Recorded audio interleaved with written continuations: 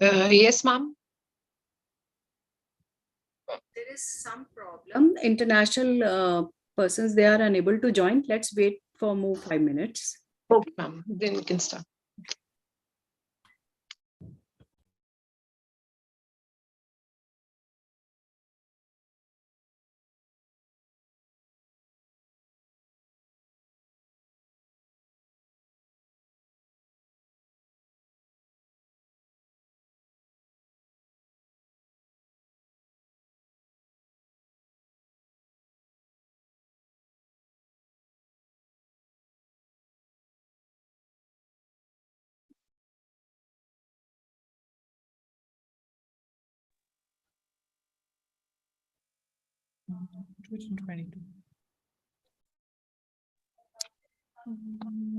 Maybe the answer. Look at the answer.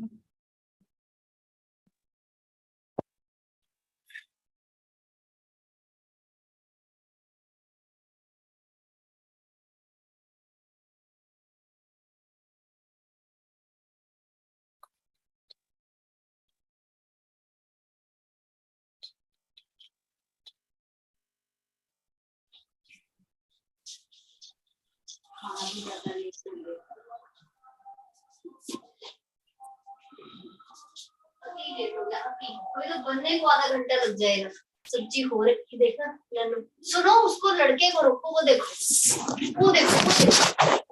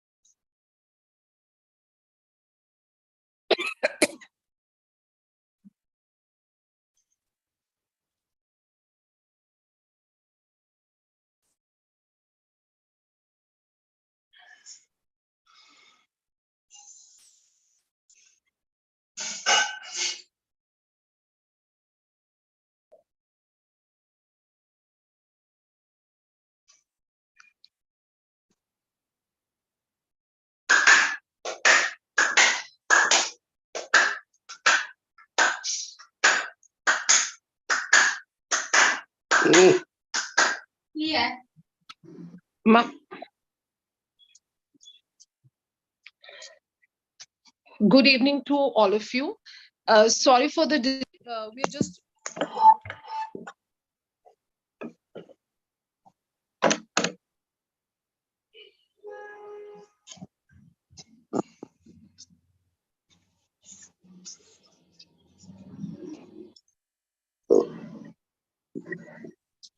Good evening to all of you. All the participants are requested to please mute their speakers. Still, I'm not audible. Monica, we can't hear you. Ma'am,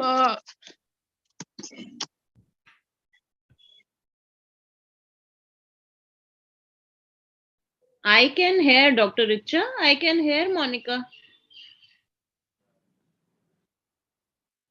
Monica, please unmute yourself. Monica, please unmute yourself. so now I'm audible? Yes. It's okay. Okay. A very good evening to all of you. Sorry for the delay. We will be soon starting with our webinar. We are waiting for our international speaker. In another 5 minutes, we are going to start with our event. Monica, I think you can begin with the other speakers. Let the chief guest to join later on. There may be some technical issue at their level. So let's not put everyone on hold for the moment. Yes, Monica, start with the event. A very good evening to all of you. Thank you to each and every one of you for being here with us today. It gives me an immense pleasure to welcome you all to the workshop on International Women's Day in collaboration with WICI, Human Rights Council, UT Chandigarh. International Women's Day is celebrated on March 8 worldwide, commemorating the political, social, and economic achievements of the women. The agenda behind celebrating this day is to empower the women who have gone through a number of hurdles in their lives. Women have made a tremendous progress in the last century, breaking down the barriers from politics to science, from science to arts. But despite their incredible achievements, women continue to face discrimination, inequality, and violence. As we celebrate the achievements of women, we must acknowledge the work that remains to be done. We must stand up against the gender-based violence, and we must fight for the women, healthcare, reproductive, and educational rights. We must ensure that every woman has an opportunity to fulfill the potential and achieve her dreams. As we celebrate International Women's Day, let us recommit ourselves to the fight for gender equality. Let us honor the legacy of the women who came before us, and let us work to create better future for the women who will come after. Together we can build a world where every woman has a we can build a world where every woman has an opportunity to live up to his fullest potential. So on this auspicious day, we are going to discuss on a topic, sexual harassment of women at workplace. Sexual harassment of a woman at workplace is the biggest problem we are facing today's in different sector of life. It's a growing problem, and all the nations are trying their best to combat this problem by adopting new policies and measures. So to discuss on this topic, today we have national and international eminent speakers with us. Before starting with them, I would like to request Professor Dr. Richa Ranjan, Dean, University School of Law, to welcome our dignitaries for their gracious presence on this occasion. Thanks, Monica. A very warm welcome to everyone in celebrations of International Women's Day. Riyadh Bahra University School of Law with UT Council and Human Rights Council, WICI Chandigarh, has organized workshop on CEDAW, sexual harassment of women at workplace. Convention of Elimination of All Forms of Discrimination Against Women has been ratified on 25th June 1993 by Government of India. And Article 11 of CEDAW clarifies that equality to employment can be seriously impaired when women are subjected to gender-specific violence, such as sexual harassment at workplace. We all are together with best knowledgeable personalities, and I welcome everyone on behalf of University School of Law of Riyadh Bahra University. First of all, I would like to thank Honorable Chancellor Sir Gurvinder Singh Bhara and Vice Chancellor Professor Parvinder Singh for guidance and pathways for productive enrichment in education. And I'm obliged for his supports. Thanks a lot, sir. And thanks for providing healthy environment to everyone in our university. I welcome today's chief guest, Professor Dennis from New Jersey. I think so she hasn't joined due to some reasons. I think so they'll join later. I'm sure she'll be enlightening us regarding the workshop. Special guest of honor, Dr. Shaprasad from Tirana University, Albania. Dr. Samrit Kalon, Professor and former Chairperson, Department of Geography, Punjab University, Chandigarh. I've heard about you, ma'am, a lot. As your humble personality and as your very good speaker today, we want to listen to you. Deepika Bhari, President, Wiki, Chandigarh. And national and international speaker, Dr. Anita Kepris from USA, and Advocate Daljit from Chandigarh, Advocate Rekha Shukla from Delhi. They have done many workshops regarding sexual harassment at workplace. From so many years, they are into this. And today we will be having detailed knowledge about this sexual harassment matter. What happens? What are the laws? What is the foundation of law? How constitution of this internal complaint committee is done, to whom to complain, inquiry of the duties officer, employer, what are the duties of employer and what are the duties of district officer. And these all things and much more will be gaining in this workshop. This will be live on YouTube, and students, faculty members and other arenas people will be joining us. And now I welcome worthy Vice Chancellor, sir, to say a few words and welcome our guest in RBU. And sir, next time we'll be doing other event on men's problem. And I assure you, sir. Welcome, sir. Welcome, sir.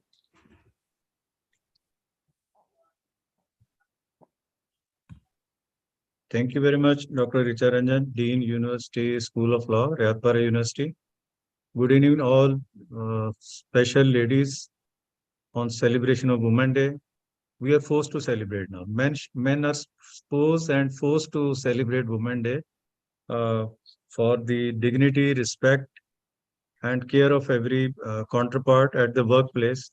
So I think I seem to be misfit person in this galaxy of the learned ladies, but still I will try to justify my protocol duty as assigned by Dr. Richa. I am thankful to UT Council, Human Rights Council, CEDAW, Sexual Harassment of Women at Workplace, a very thematic topic on this day. Dr. Dennis Fernandez, Director, Women Economic Forum, New Jersey. Dr. Shiprasad Elija, International Trainer. And Professor Simrit Kalon, my colleague of Punjab University. Deepika Bhari, President, and Dr. Anita. She is with the Movement and the Empowerment, Michigan, USA. Rekha Shukla, Advocate. Daljit, I think she is not able to join due to her health problem. So when we talk about the sexual harassment at workplace, to me, I think anywhere instead of workplace will be for the organized sector. But more crimes are being committed at the non-organized and informal sector also. which may not be reported, but they are the cause of worry for all of us. When we talk about the equality before the law, but at that time, the counterpart, they forget what is the respect and dignity uh, which is required. Why we talk about the workplace? Because there should be safer workplace. There are changing dynamics in the society.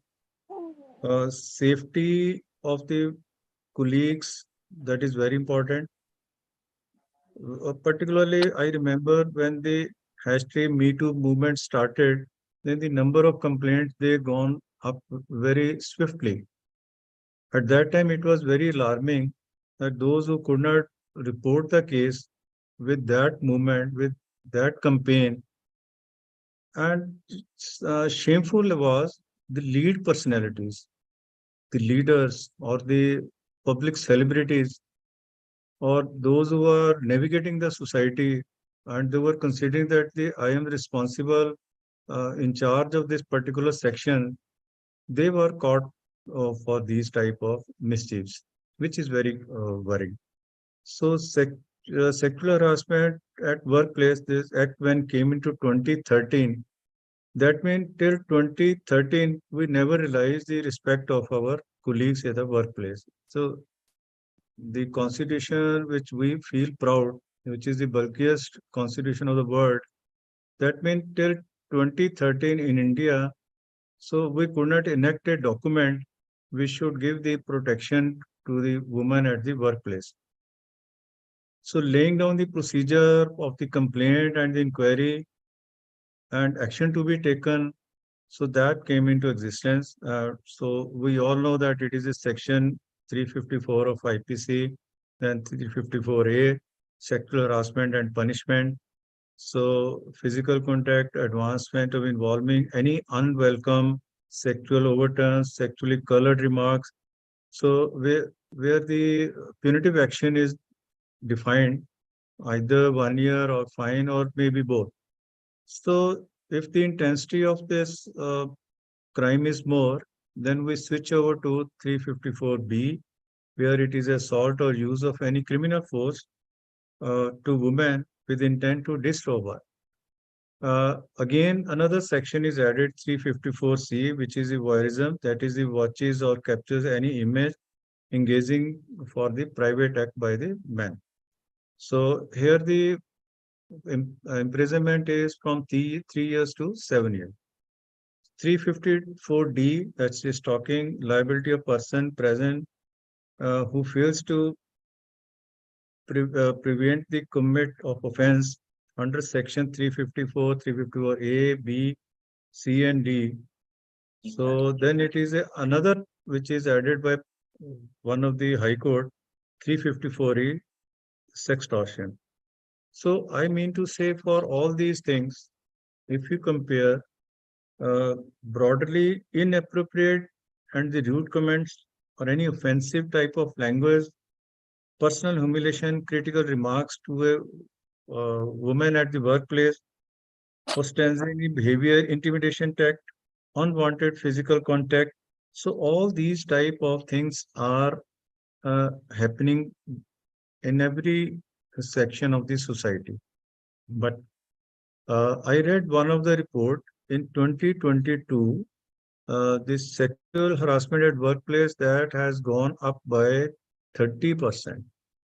And if you see the Forbes data, where the big companies, multinational companies, uh, I don't want to name over this platform, even one of the very lead company, when I read their report, it was very astonishing. It was very shocking.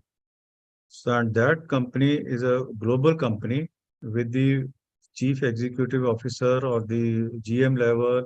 They are from Western countries. Thereby, this complaint or this type of issue is not confined to the boundaries of our country, but it has become a global issue.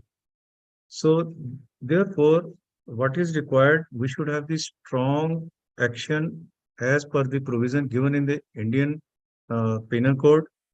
So ladies or the women, they should be empowered, and the empowerment should not be on papers, but it should be expressive. When you study the law, we say that either it is expressed mode or it is considered as taken into account. Invincible and the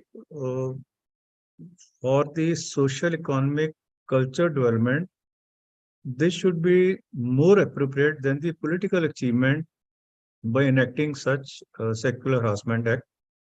Therefore, a better place with infinite strength, with determination and belief and values that should be taught. That is my personal proposition. To respect a woman at workplace, it should not be on papers. We may have these statutory committees in the universities or in the colleges or in the organization, but they seem to be showing their involvement, action taken. My colleague will endorse this point. Even in the sexual harassment committees of the universities or in the organization or the ICCs, they are not working as the procedure laid down. Even the members of the committee, sometimes they are not aware what type of proceeding are to be taken care to respect the woman. And most of the time, these cases, they are defeated on the floor of the courts, which is very serious action. For want of some legality, technicality, or evidences, whatever it is. So thereby, I request from this platform of this council, Human Rights Council, or the UT Council, or whosoever NGOs are involved, they must sensitize each and every woman at workplace, specifically, as well as the general public, general women, what are their rights and what are the compulsion to the other party. So with this, I wish the best to all of you, and I'm really grateful to all the learned speakers, audience, particularly who are joining from the other part of the country. So their comments, their experiences, their wisdom will be highly appreciated by Riyadh University. Thank you very much, and God bless. Thank you Thank so much, sir, for sharing such a valuable information and enlightening our students on about the various sections of the IPC. And thank you, sir, so much for your continuous support and guidance you've been giving to the students and the faculty. Without your support and guidance, it would have been impossible for us to have such an international exposure today. Thank you so much, sir, for joining us today. Thank you. Now, I would like to invite our chief guest, Dr. Denise Fernandez. Ma'am is the director of Women Economic Forum for New Jersey 2023, co-founder of non-profit organization focusing on education, portable country chair and honorary life member of All Ladies League and Women Economic Forum, and formed and created a Fernandez Initiative. A very warm welcome, ma'am. Thank you so much. I appreciate it. Thank you. Good day. Thank you for the invitation, Doctor. I really appreciate it. Thank you so much, ma'am, for joining us. Thank you for having me. It's our great pleasure to have you today on this platform. Thank you so much, ma'am. Thank you. When I hear about sexual harassment, it really brings me to... It's a very difficult topic to speak about because you think as we move forward, especially here in America and in New Jersey, you think that women are not being harassed at work, but unfortunately we are. And unfortunately at the workplace, it's on, and people trying to make it better, but unfortunately it's just getting worse. We thought that because we have a vice president as a woman, that we will be better off. Unfortunately, we don't. So when women get harassed at work and they go talk to their bosses, the bosses just brush it off and think that there is nothing there is no importance. Oh, there is no a big deal. It's a culture thing. It's okay to do that. No, it isn't. A woman should not be harassed at work or any other environment.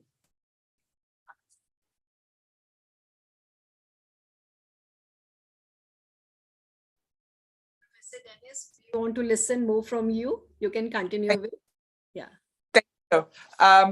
So as we move forward, 2023, I hope we can shed some light on sexual harassment and continue to empower the woman and tell them, no, it's not okay to be harassed, either at your home, either at your workplace, no matter where it is.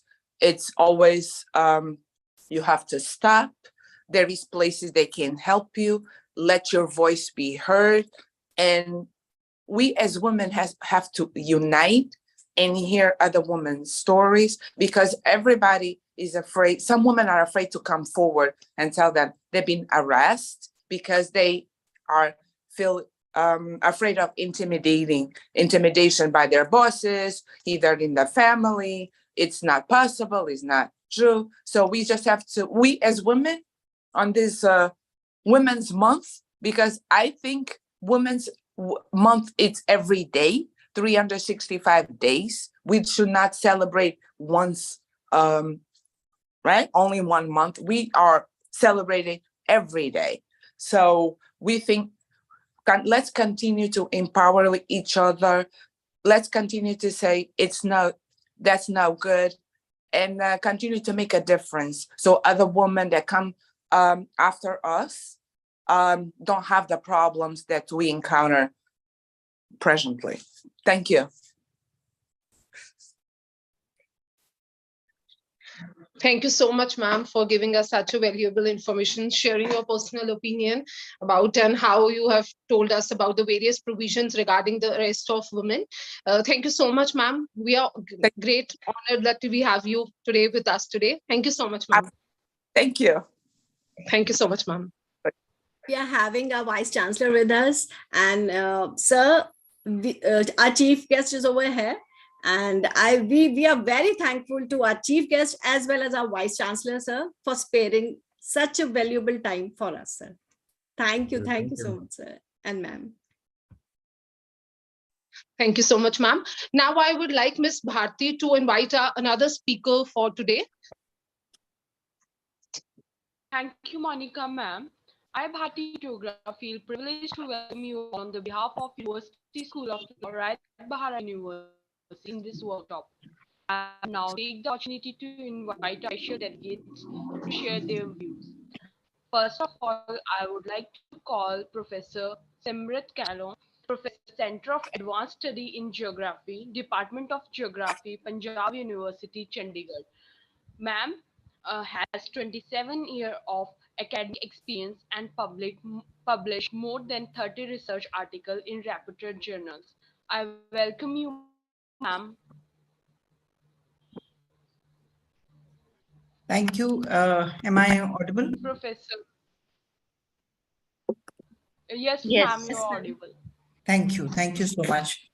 Thank you, Bharti, for calling me on. Thank you, dear Richa, for having invited me, for having made the efforts to put this all together. Thank you, Monica, for steering it.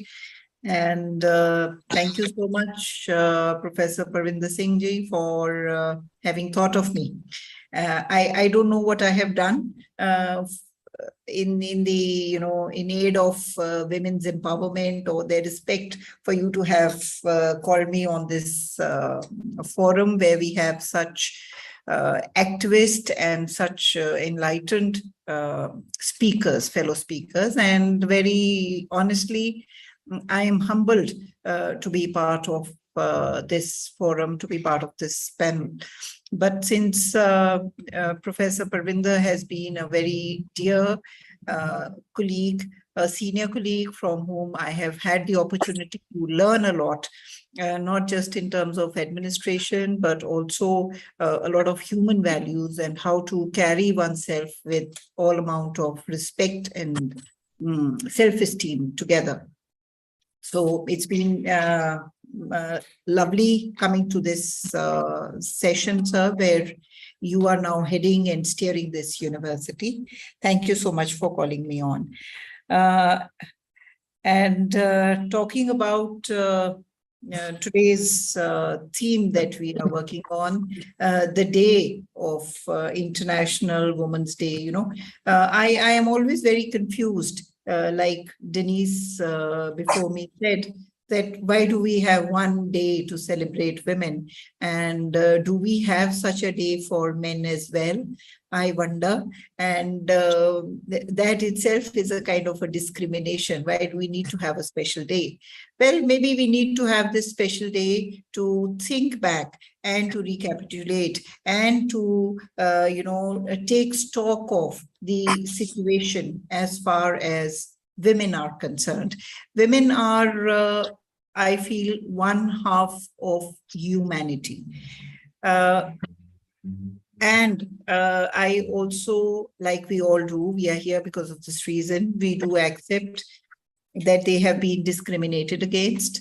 And we also accept that somewhere there is a problem where they are thought of as lesser human beings. This was probably best articulated in that very famous and groundbreaking book called The Second Sex, written by Simone Beauvoir, a woman we all try and, kind of live up to. Unfortunately, she herself could not live up to her ideals. I guess she ended her life herself. Maybe she was not happy enough with what she had done so far. Having said that, it means that we do realize that there is a problem. And the specific issue today, of course, is to do with our workplaces. As Denise before me very rightly put, it's that it is not just the workplaces that we have to take care of, it is also our domestic spaces. And particularly in the context of India, domestic spaces are very, very important.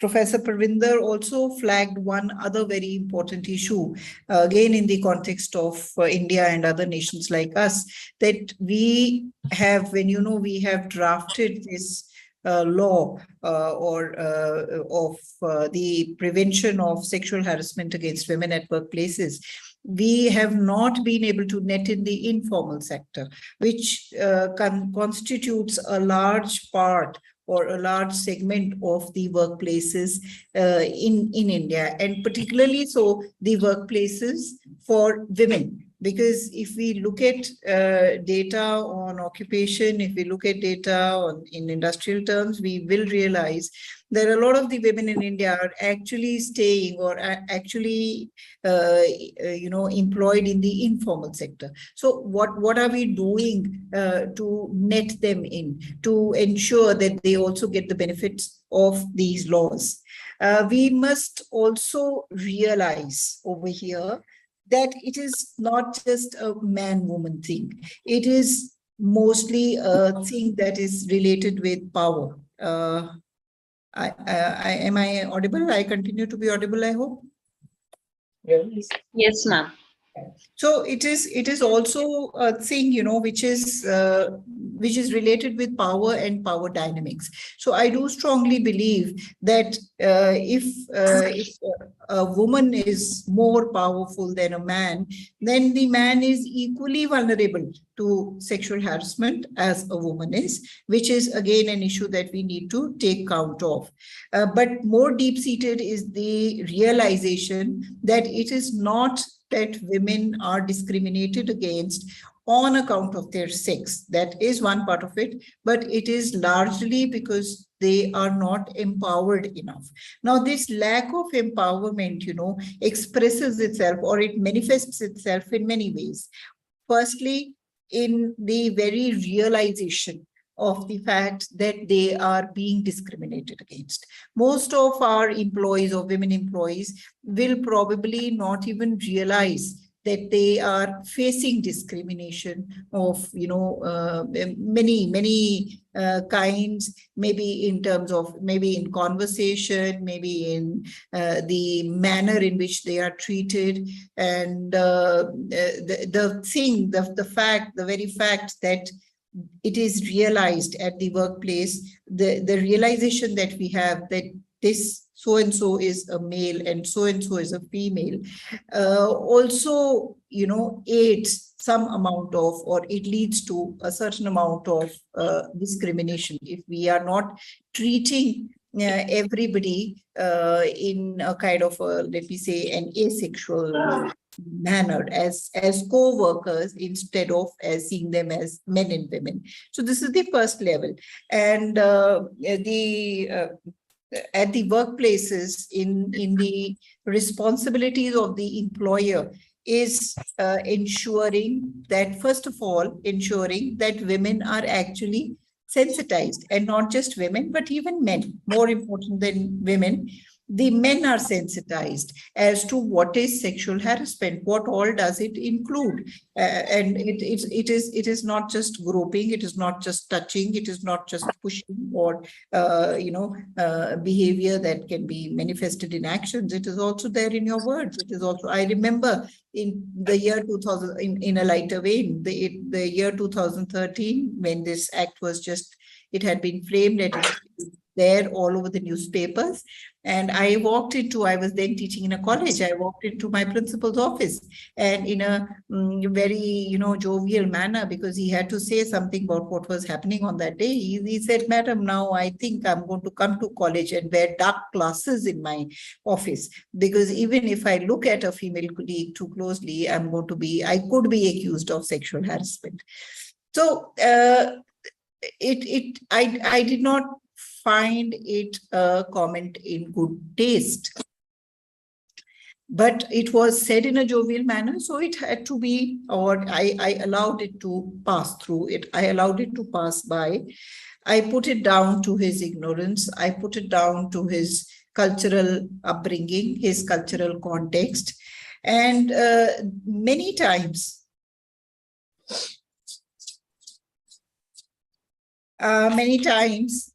Mr. Vikas Jain, I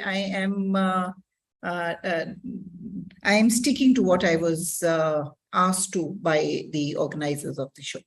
So, so many times, it is, we do ignore these things. Now, the second thing that I have to, I would like to say, and as I had shared with Richa earlier also, that I will be talking about my experiences at the workplace rather than strictly about the law. I'm not an expert on the law, but how it is affecting the women at the workplace and how I see the work environment being affected by it. I am more concerned about that. So I'll be sticking to that. So the other thing that comes across to me, which is very important and which needs to be dealt with very sensitively, is the manner in which we frame these committees. Do women have the power actually, or are women in a position to in any manner ensure that the committee that is framed is absolutely fair? How do we ensure that? Because ultimately it is the head honcho who's going to be doing it. So, and the people, particularly the internal complaints committee, the members of the internal complaint committee are likely to be, more often than not, his subordinates, or even should I say her subordinates also.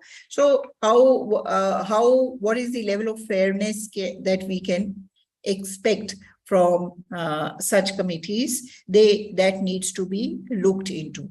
So depending upon whoever is the head honcho, these things do happen. So this is another battle that women have to continuously fight, despite the law being there in place, or the act being there in place for us. Then, of course, the most important part, like I said earlier, is to educate the largest number of women. And committee that we have against sexual harassment in most institutions, as we have one in ours also, it has to be mandated to hold a number of sensitization workshops, issues, like we are having one right now today to discuss this. And I'm sure in this university also, a lot of continuous efforts are made to ensure that men and women are sensitized towards the fact of sexual harassment at the workplace. That is most important. So, Richa, how much more time do I have? Ma'am, you can continue with. We are having much time. No All issue. right, thank you so much. So now another thing that I would like to talk about over here is the access to technology, that and how it aids or how it deters us as far as the infusion of technology in our everyday lives, how it is impacting our workplaces also and workspaces also. So depending upon what is the level of access that women have to in-house technology, and by in-house technology, I would mean institutional technology, how is it distributed, who gets what, and where are they placed. So all these things are going to make a difference in their protection against sexual harassment. Ma'am, 1 second. I think so. Somebody is not mute. It's disturbing. Dr. Dennis? Dr. Dennis, can you hear me? Yes, I'm sorry. Unmute. I think so. Your mic is not on mute. Okay, thank you. I will. Thanks, ma'am. You can continue with. Yeah. Thank you. So technology is one issue that we really need to look at, and along with technology, the existence of women in the social media or in virtual reality, our presence in the virtual reality, has it in any manner empowered us, or has it made us more vulnerable? And this impacts our behavior in workplaces and workspaces also.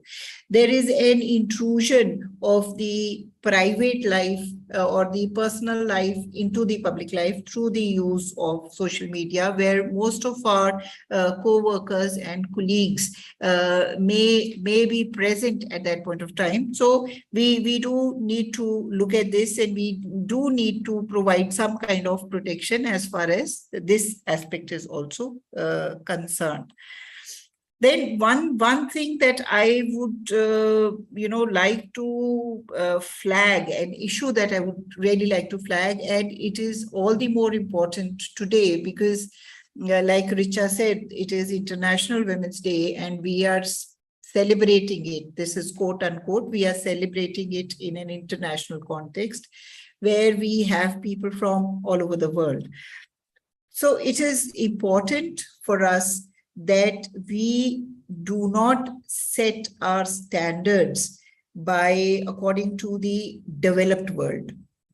What I'm trying to say is that we have to create our own context, such standards, such stereotypes which may work for the United States of America, or which may work for Islamic countries, or which may work for Sri Lanka, may not definitely work for India as well. So we have to look at establishing and understanding our own cultural context. And we have to look at promoting indigenous feminisms. We have to look where or how we can find our own levels of empowerment and our sources of empowerment. And we do not always need to measure ourselves or try and keep up with what I call the West. So there is a very strong need or an important need to break the colonial mindset over here, where we have to redefine what is harassment. We have to redefine what is empowerment. We have to redefine how we are going to, or in what manner we are going to empower women. Is the women, is the woman who is going out of her home to work, is she the person who is empowered? Is the woman who's staying back at home and a homemaker, is she any less empowered than the one who's going out to work? And what are the different levels of empowerment that you have? I would just, like to press upon this point that it is very important. Unless we place these things in our local contexts, in our traditional and cultural contexts, we will not be able to understand the root cause for this kind of harassment. Because we, as it is said, that you can, locally we do say this, that you can take a man out of the village, but you cannot take the village out of him. So we are all prisoners of our context. And unless we are able to realize this, we cannot artificially infuse these things. These have to come to us naturally. They have to come to our colleagues naturally. They have to come to our male colleagues naturally. They have to come to our female colleagues also naturally. So I would like to rest my case over here and let other people take on. Thank you so much for giving me the opportunity to express myself and say what I would like to. Thank you for inviting me, and lovely to be here. Thank you, Richa. Thanks a lot, Simrit ma'am. It was nice to hear you. And very well said. Women and men both face sexual harassment. Men must be sensitized what comes under it. And committee should be fair. And I know this, you have explained very beautifully that the colonial mindset should be changed. And thanks a lot, ma'am, for sparing your valuable time. Thanks, ma'am. Thank you very much, ma'am, for sharing your deep knowledge with us. Next, I would like to call Professor Dr. Sheprasha. Ma'am is a renowned professor from past more than 30 years in University of Tirana, Albania, of English methodology, as well as the applied linguistic and ESP in the Faculty of Foreign Languages. Ma'am has been the Deputy Dean of the Faculty of Foreign Languages for 4 years. Also, she is one of the founder of English Speaking Union in Albania. She is a national and international teacher trainer as well. I welcome you, ma'am. Thank you so much. I'm privileged to be in this very beautiful conference among these amazing women, very strong women, dealing with such kind of a topic which is happening everywhere in all the corners of the world. Now I live I was born, I'm Albanian, and I live in Albania. And we also do have such kinds of problems in our country as well. Before the 90s, when we used to be a communist country, it was considered harassment was very rare, but when it happened, it was considered a kind of unethical issue. Whereas now, in the development of the society and the expansion of labor market, where there is a growing risk of spreading a negative phenomenon in the labor relationship, that of sexual harassment in the workplace, we can find it everywhere, not only in the institutions, not only in public spheres of life, but also in the private businesses as well. It happened, I mean, once in my university, when a professor just abused on one of his students, just pressuring her to have some sexual relations with him in order for her to pass the exams, which was, I mean, the worst thing that has ever happened in my life. So there were taken decisions by the court. So he was expelled from the university, and he has never ever been to our university or any more teaching in our university. So one of the employer's obligations in an employment relationship is to protect the employee's personality and not to abuse on them. So the employer has the obligation to take all necessary measures to ensure the safety and protection of mental and physical health of the employees. Among others, to take the necessary measures to stop sexual harassment of employees in the workplace, be it a school, university, or any kind of institution, or even in different kinds of businesses wherever they work. So sexual harassment is an undesired behavior, as we know, but these women or these girls are abused by their bosses in the workplace where they do work. So this harassment consists of a series of abusive behaviors and actions. It might be verbal, it might be nonverbal, and there are different ways of how, it is expressed in our daily life. So in the workplace, it involves a wide range of behaviors and varies depending on the person and specific situation in which it occurs. It is often very hard for the victim, for the poor woman or girl, to understand what is happening and to be aware in order for her to claim or just to be against of such kinds of actions that are happening to her. So the bullies, whether superiors or colleagues of the victim, manage to keep a very good facade in front of the rest of the environment where they work, minimizing the possibility of arousing suspicion in others. But also they are, on the other side, they are given some favors. So the bosses are giving favors to the victim. But this should be claimed harshly, okay, in order for the women to be safe.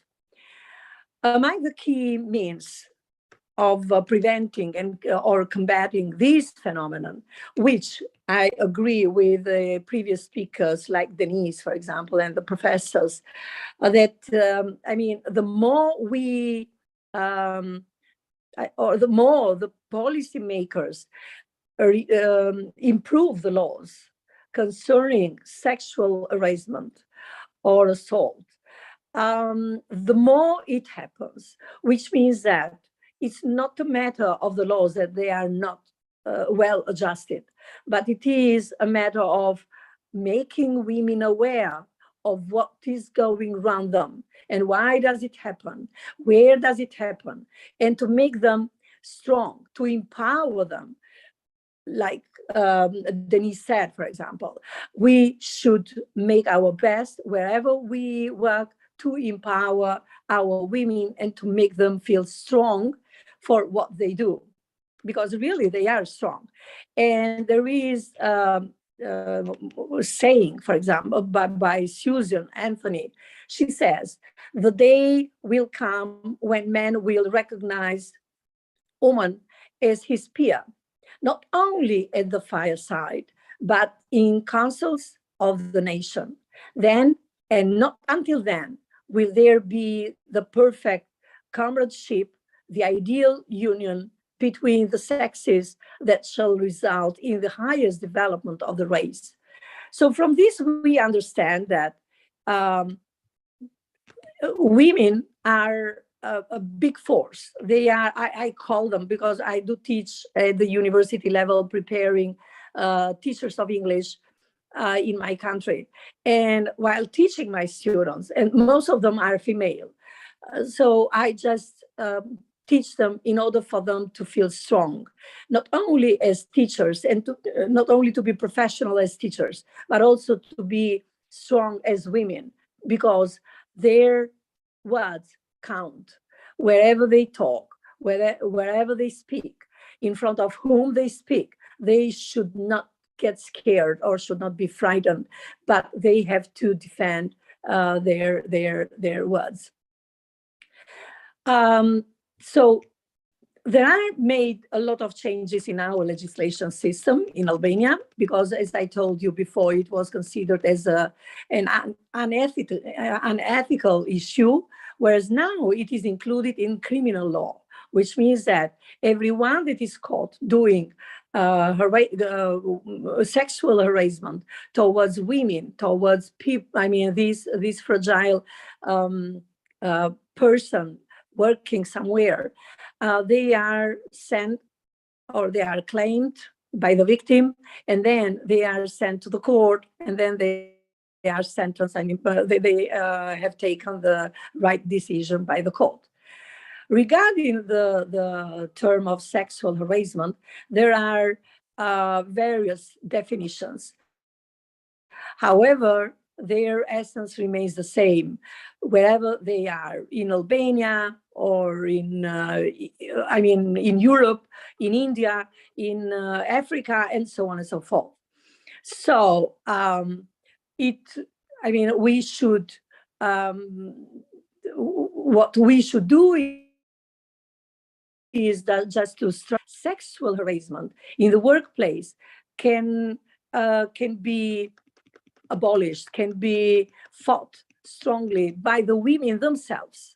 So if the women themselves are not made aware of what they are doing or of what they are facing, I mean, it is very difficult to just to fight this kind of disease. I mean, this modern, not only modern, but it is old and it is refined in the modern world.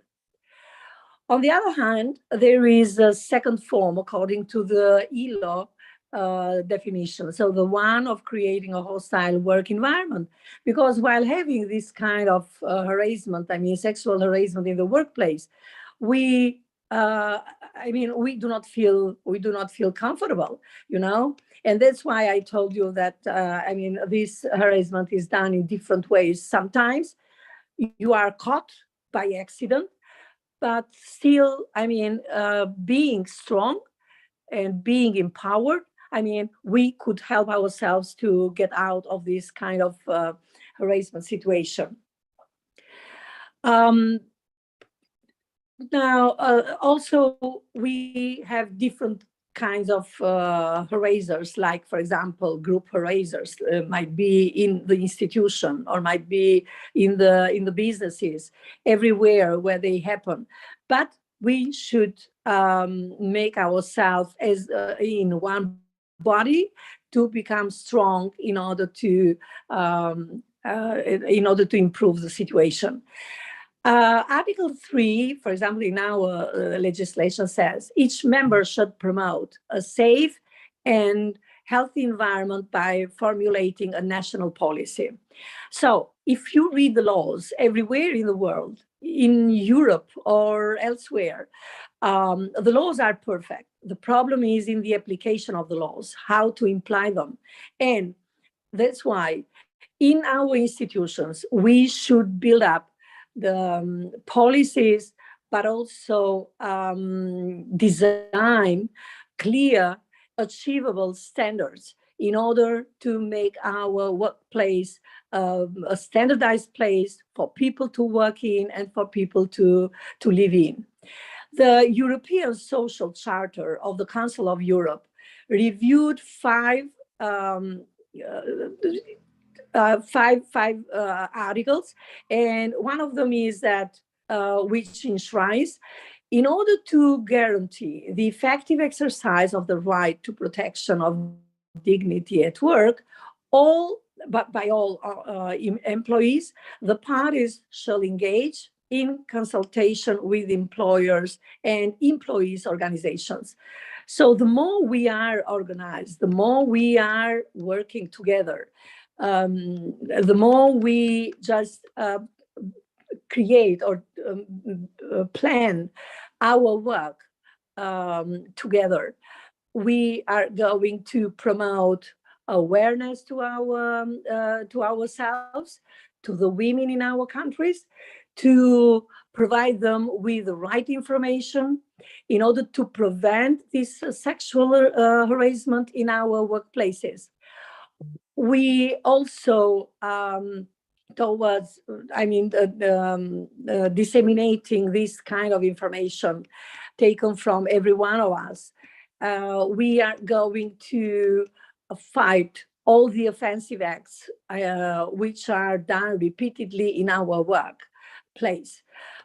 And also the Council of Europe, for example, another convention of that says that on the prevention and combating of violence against women and domestic violence, it provides a broad definition of sexual harassment in Article 40. Thereof, the parties shall take the necessary legislative or other measures to ensure that any form of unwelcome verbal, non-verbal, or physical harassment of a sexual nature with intent or effect of violating the person's dignity, and especially when creating an intimidating, hostile, degrading, humiliating, or insulting environment, is subject to a criminal and other legal sanctions.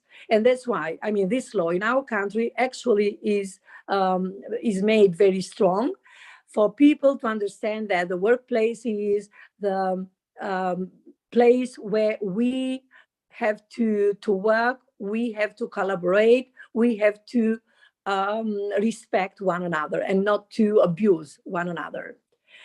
One of the most important acts for Albania is an inspiring country to join the European Union. Now, we are not yet, but we are aspiring to be in European Union, is the Stabilization and Association Agreement, where in its Article 77, yes, working conditions and equal opportunities, the harmonization of national legislation which is inquired in terms of working conditions, safety at work, health, and equal opportunities, which definitely includes the protection of each employee from sexual harassment in the workplace. So these international acts have been ratified by the Albanian government, and they are considered part of the domestic legislation as well. They are included in the labor code as well, for people to know. But the problem is that people do not read critically, in order to understand and to comprehend. So before going to work or to start work, they should know what the legislation says them to how to work and what is going to happen to them, and what's their equality between the two genders, male and females. Starting from the Constitution of Albania, which in hierarchy of the norms of law is ranked the first, that is, it is a law above laws. Article 3 and 18 thereof enshrines the protection of human dignity, equal treatment of persons, and avoidance of discrimination, which means that so it is seen even in the salary. So let's say a man and a woman working in the same sector, but being on the same level, they are paid, the same, no matter is a man or is a woman. So this makes it visible that men and women are weaker in this aspect. Obvious abuser, a person belonging to this category, usually aware of the high hierarchical position, holds in the work environment, and these acts undisturbed and performs openly abusive actions towards the victim, which are mainly of a physical nature. So, like, for example, Bill Schack is one very, very famous sociologue just dealing with sexual harassment. He says that it acknowledges that one of the biggest difficulties is the gray area of this phenomenon, which means that, I mean, you do not understand it clearly in the workplace, but while going to a party, let's say as a community working together, or traveling somewhere, I mean, you can just come across such kinds of sexual harassments happening to you by the owners. So international and domestic legal framework regarding this sexual harassment in the workplace is taken very seriously by the government in order to improve the circumstances and to improve the phenomenon of moral and sexual harassment in the workplace, which really has spread, unfortunately. But we should be aware that such things, I mean, should be denounced, should be claimed in the court in order to prevent and in order to make the working place, let's say, a comfortable environment for everyone to work and to devote yourself to your profession. A specific regulation is also replied by the labor code here in Albania, and this code provides for some protective provisions for the employee, because the latter is the employee is considered the most vulnerable party in an employment society or relationship. Especially Article 32 of the code foresees: 1, the employer respects and protects in employee relations the personality of the employee. And second, he shall prevent any attitude that violates the dignity of the employee. Third, the employer is prohibited from performing any action that constitutes sexual harassment towards the employee and does not allow the performance of such actions by other employees. So sexual harassment means any harassment that significantly damages the psychological state of the employee due to, to the abuse towards sex. The employer is prohibited from harassing employees with actions. So if it is persistently done by the employer, then the victim goes to the court and claims the case. And then the court is going to take the decision, the right decision towards him or the person that abuses.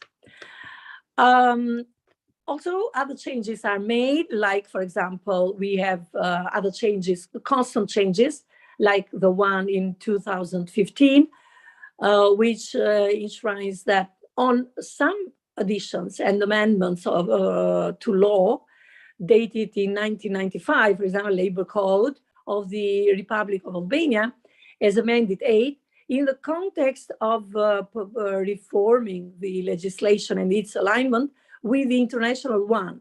This change is considered as one of the most important in the Labor Code. From its content, this provision has a preventive, protective, and punitive nature.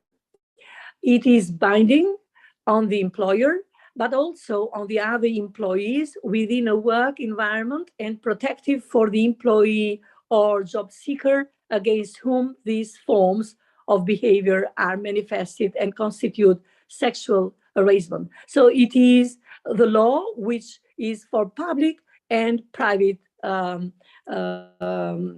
private spheres of work. So the purpose of making such changes in the law is very clear: to protect the personality of the employee or the job seeker, to ensure safety, because if you are not safe in your work, how can you do your work? To protect the mental and physical health and professional future of the employee in working relations, and beyond that. The legislator has conditioned all these changes with the arrival of consequences such as the degradation of working conditions to such extent that it can lead to the violation of rights and dignity of the person, to the treatment of his physical and mental health or professional future of the employee. Of interest in this provision of the code is the procedure foreseen to complain about this type of harassment. Another condition of law is that these violations are not such that are justified by the description of the work performed by the employee or as a goal for the realization of certain objectives in the framework of work.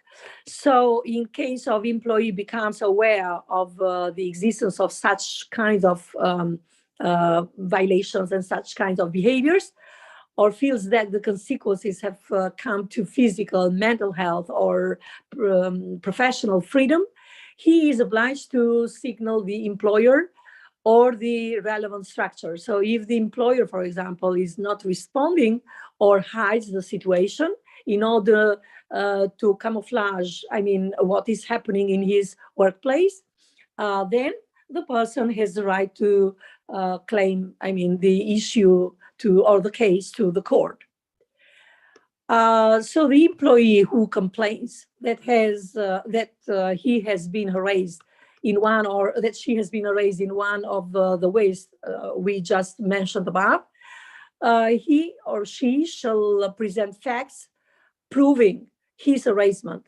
So either filming, or either videotaping, or either, there are different kinds of ways how to give proofs to the court.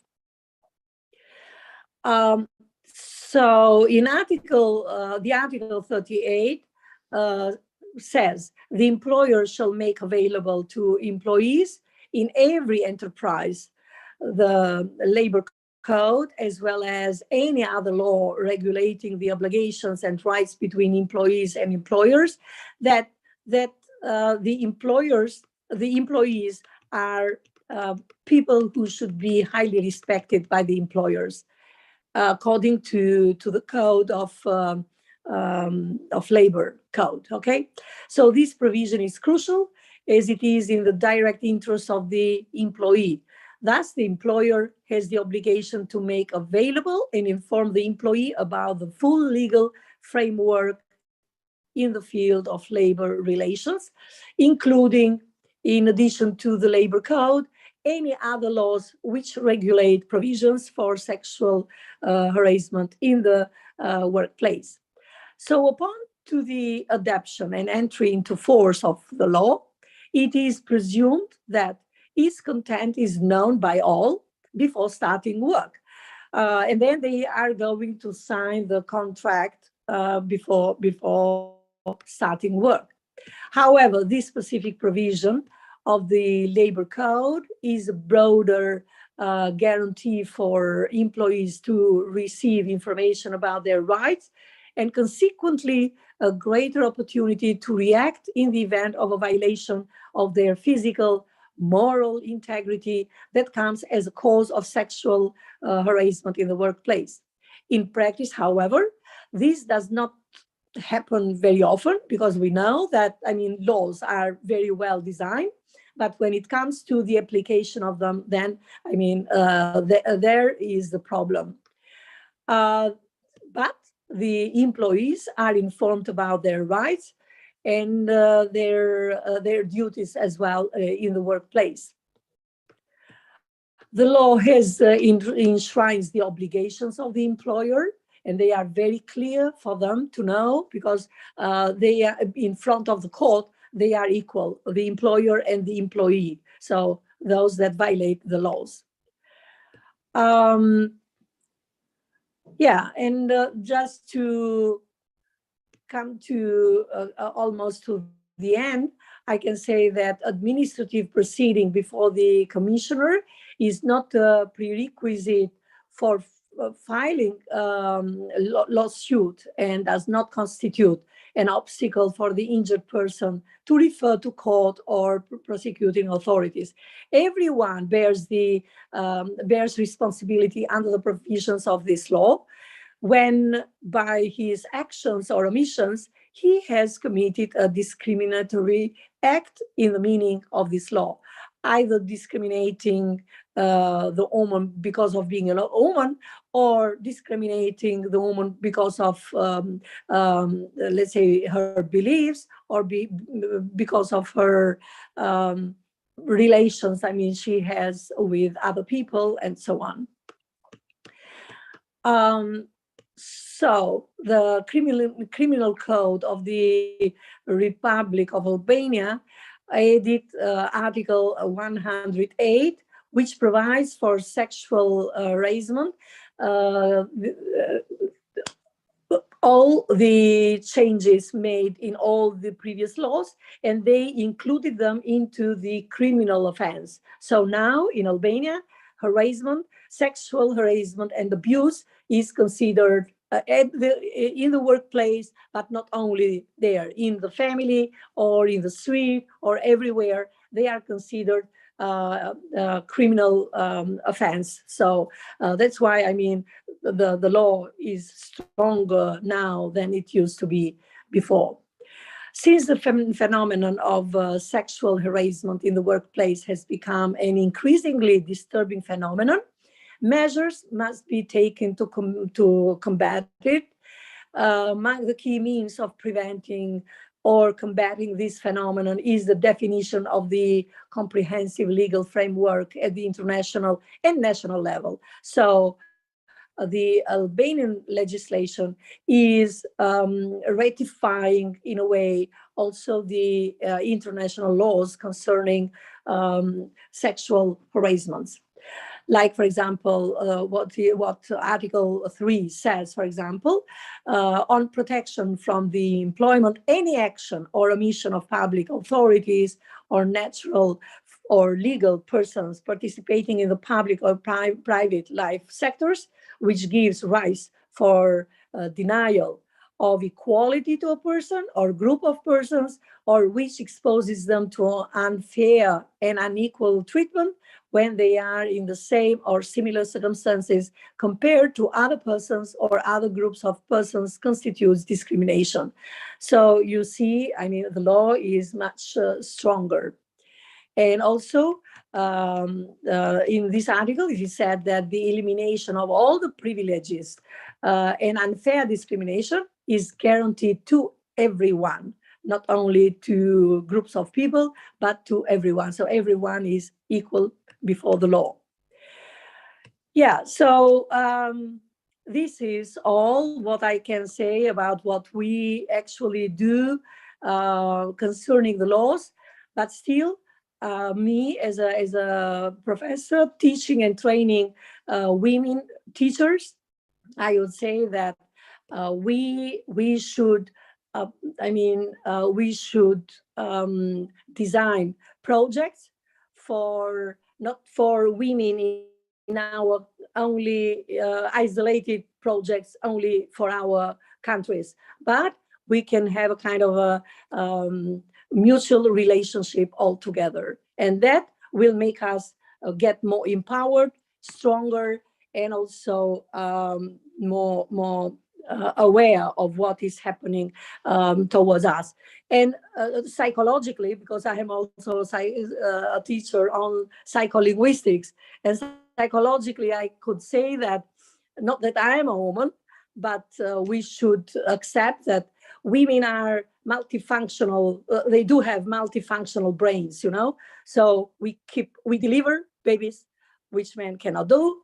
We raise up kids we educate, we keep families, we work, we do extra work to keep our families, and we are great professionals. So the more we empower ourselves in one body, the stronger we are. Thank you for listening to me. Thanks, Dr. Sheprasa. It was very nice to hear you. And side by side, I was comparing the laws of Albania and laws of India. What's the difference? Laws are same. And the thing is, as you told, women are big force and they are strong. They should not get scared. First, this type of things were considered unethical. Now in Albania also they are criminalized, and here also in India this is criminalized. And Yes. we are having imprisonment of 7 years. It can be increased with fine, and everything is done over here. So this main purpose of workshop was to compare what is the difference between your laws and our laws, and what can be in the betterment. What we can conclude is what more can be done about this. Through these discussions, we can come up to the conclusions. And sexual harassment violence can be solved by women themselves. These were your words. Yes, they have to take care of how to deal with. And these are the laws which can protect them. First, they have to take care of themselves. And problem is in application of laws. Very well said. Thanks, Dr. Sheprasa, for sparing your time. Thank you. Thank you. Thank you. Thank you so much. Thank you, ma'am. Thank you so much for this reflecting knowledge. Next, I would like to call Ms. Deepika Bahari, Chief Executive Officer at Antrajal, a branding company, Chandigarh, President of Wiki, Women Indian Chamber for Commerce and Industry, Union Territory, Chandigarh Council.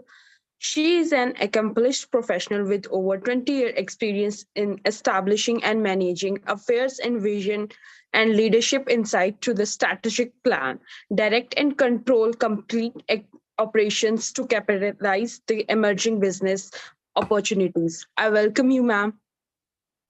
Thank you, Bharti. Thank you so much. I am so honored to be amongst such international delegates. And what wonderful things I got to know about other countries. One thing just came to my mind while hearing these laws, that yes, laws are almost uniform everywhere. They might be a little strict in some countries, a little liberal in the others. But I think sexual harassment has to be taken up very seriously, and it is a punishable offense everywhere across the world. The only thing is in the implementation and how you take it, how you fight for it, how these women are fighting for their rights. So what I would like to add something to this webinar, beautiful webinar, is that if you empower women and if you sensitize them about their rights, I think sexual harassment will be reduced to a great extent. What I would like to say is that how do we measure women empowerment? So basically, I would like to tell everybody that if we break the whole system into three, that is inclusion, security, and justice. So the first thing that is inclusion. So if you feel that the women are a representative in the government, they can use digital technology, they have the right to employment, they have financial access, and the access to education. So this covers our inclusion. So women are included in all aspects, in all parts of the society. They are empowered and they are treated as equal to all other genders. So this is how we can work on the inclusion part. The second comes security. There are two kinds of securities. One is inside the house and one is when they are stepping outside the house. In India, how many of you, I know this is not an interactive webinar, but my audience would agree with me. How many of you have seen a woman sleeping alone on the street?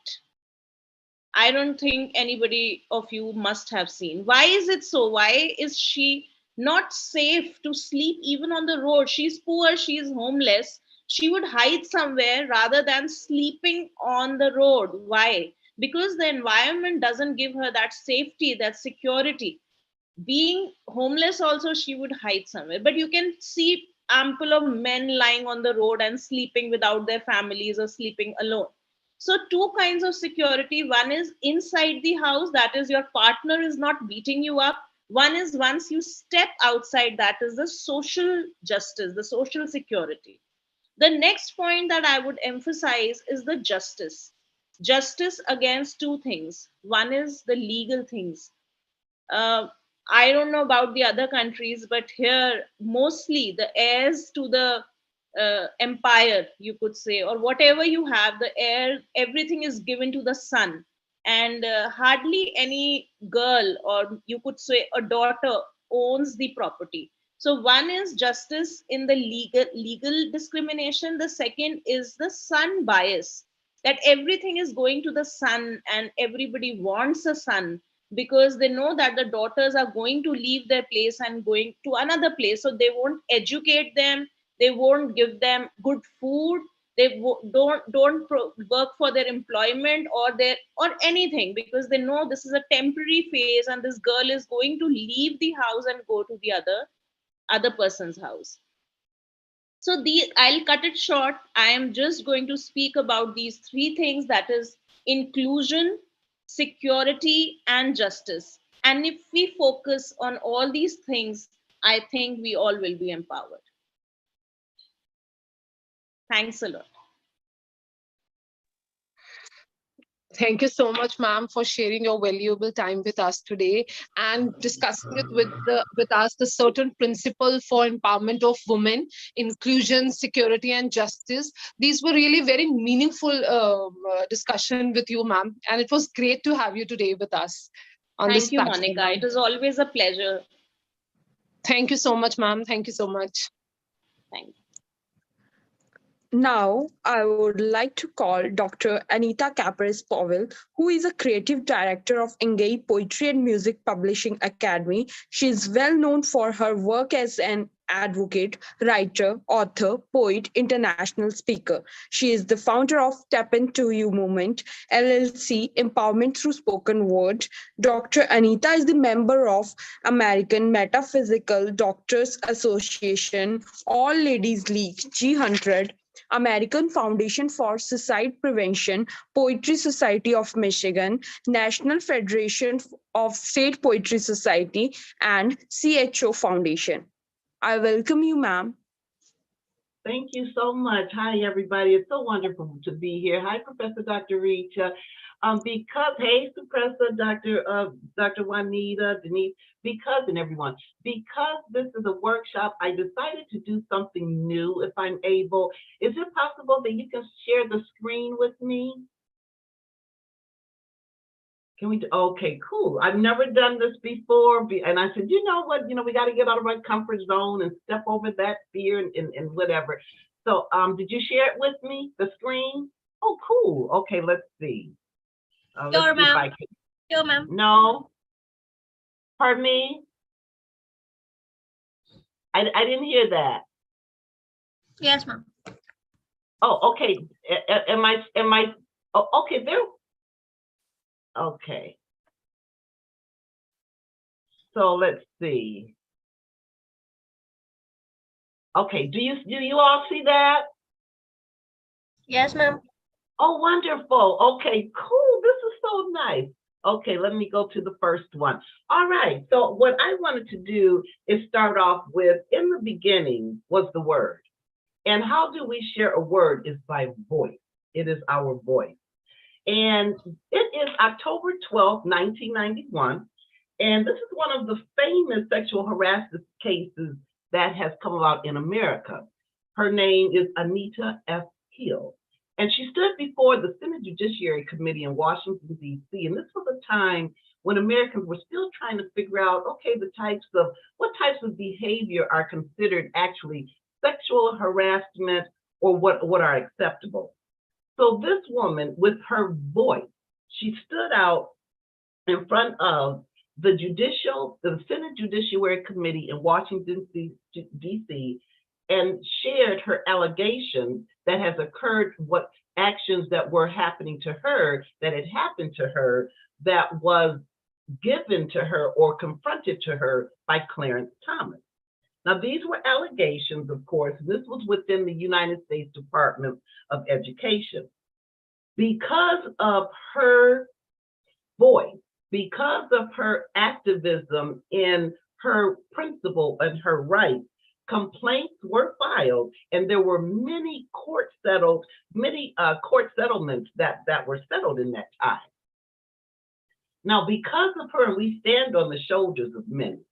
Because of her, and this has brought us to today, but I want to take us back now to another part before Anita F. Hill.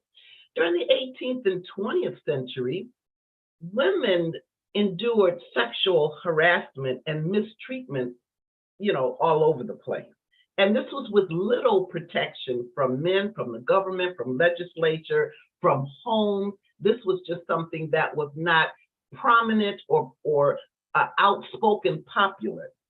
All right, so now even in the South, we have our women who were slaves, and we know that they were sexually coerced, and this was a fact of life, that they were coerced with having sexual intercourse with the slave master, with the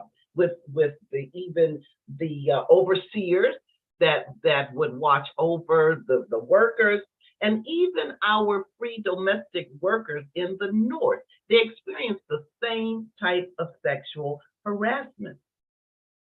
Now, even as the time evolved and we go into the 20th century, women started taking jobs in clerical positions as well as in manufacturing. Now, during this time, as our time evolved, sexual harassment continued and even escalated, because at this time, women were experiencing physical and verbal assault by their male supervisors.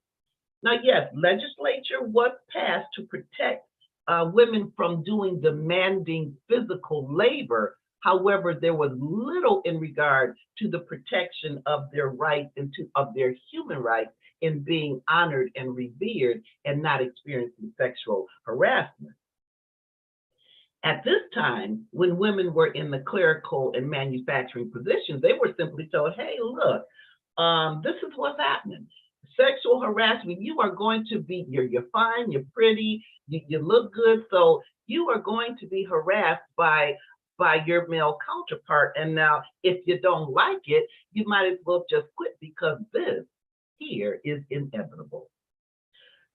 Women barely spoke about these issues because most of society, the norm in America was this was trivial, and hey, what's the big deal? What's the big deal? So you were touched on your behind. So you were shown some type of picture that you may have thought that it was offensive. So you may have gotten a wink from someone. Someone may have touched your shoulder or said something lewd. So well, what's the big deal? Just ignore it. And this increased in America, and I'm sure throughout the world, if we're comparing the voice throughout all of the global hemisphere, the voice. This harassment increased throughout the 60s and the 70s. And in the 70s, we began to develop and grow and evolve, and our voice started getting, not getting louder, but we started speaking up as far as these inequalities, this mistreatment. So in 1975, that is the beginning of women's liberation. And where did it start? It started at the Cornell University. This was started by Carmita Wood. This was a person at the Cornell University, and because she was harassed by her supervisor, what she did is she quit, and she filed a claim with the Unemployment Insurance Agency. Now, the Unemployment Insurance Agency denied her because they said she quit for personal reasons, not because she was being harassed by this employer, which is definitely an attribute that is attributable to the employer when a worker quit their job And it's something that the employer did, something that the employer could have stopped, something that the employer had responsibility to stop, something that the employer had authority to resolve. Now, what happened with her, she had accused this man of all of these sexual lewd acts. And as a result of her being disqualified for unemployment to help care for she and her family, the result of that was the Working Women United group. And this group was formed so that we women, standing on the shoulders of women, our voice. This group was formed so that we all can have a voice and start speaking out against sexual harassment. Now, in the between the 70s and the 80s, Time magazine did a report on sexual harassment at Harvard and Yale University. And it was reported that 18 million American females were harassed at work. Now, there was one woman, her name was Phyllis Schlafly. She was an anti-feminist crusader who said, hey, listen, women who are harassed at work, at home, on the street, wherever, women who are harassed, they are asking for it. And that brings me to a point in my life. I'm a young girl. It's in the 70s, between the 70s and the 80s, early 70s. I'm about 16 years old, and blessedly, I was able to get a job as a server, a la carte French service banquet server. And at this point, I was commissioned at the Detroit Boat Club in Detroit, Michigan. Well, I'm a young girl. I'm, pretty, a 16-year-old pretty girl. So what 16-year-old girl is not pretty? So I'm in the elevator and I'm waiting for to go to the floor, to go to the kitchen, to begin to put on my uniform, to begin working and serving as an a la carte banquet server. Well, while I'm in the elevator, the owner of the boat club, he's in the elevator with me. And we're both standing in the elevator, and then he reached over and cupped my breast.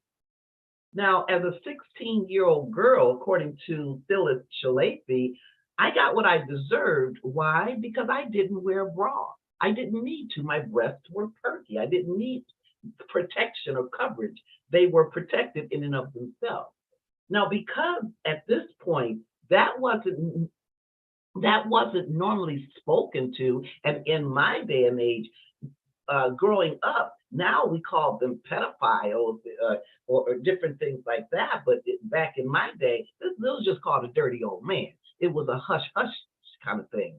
So here I am in the elevator. I'm cupped by my breast, and I look at him and I think, well, what do I do? Here's the owner. Who do I tell? Do I tell my mother? Do I tell my stepfather? Do I tell my friend? So what did I do? As most women did, I kept it to myself. And I never forgot that. Well, that's part of that sexual harassment. So yes, we are standing on the shoulders of women before us. Today, someone cuffed my breast. Will I remain silent?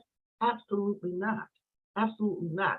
Today, I believe with my granddaughter, who's 12 or 13, would she stand silent if someone cupped her breast? Absolutely not, because things have changed. Things have evolved. Women have used the voice to carry through, and that voice still lingers with us today, and we are able to stand on it. We are able to hold it and grasp it and stand on the shoulders before us. Well, as things evolve, Title VII, the 1964 Civil Rights Act, under the Equal Opportunity Employment Commission, now there is a law. It is under Title VII. It is against the law to be sexually harassed within the discrimination of this Title VII. Now, as all over, as the other speakers have said, now it is no longer a moral issue or an ethical issue. It is also a legal issue.